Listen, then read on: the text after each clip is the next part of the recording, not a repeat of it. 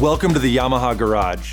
Thanks for joining us for some useful service information and pointers on maintaining your Yamaha R3.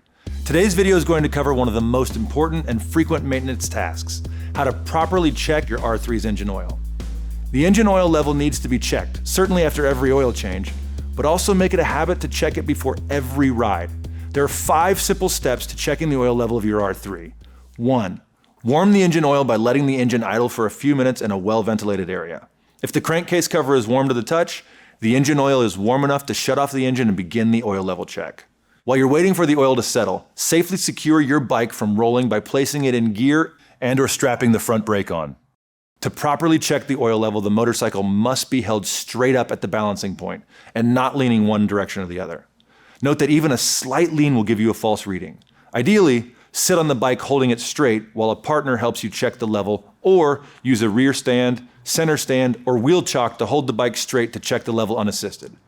With the bike secure and sitting straight up, read the level through the oil level check window on the bottom right side of the engine.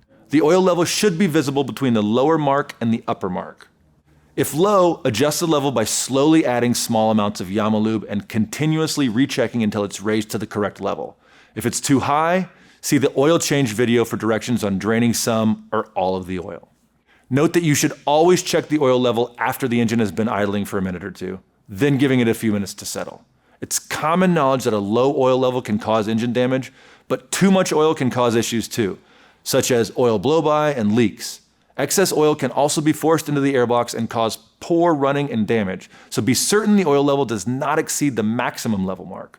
Congratulations, you successfully completed a Yamalube oil level check on your Yamaha R3. Great work.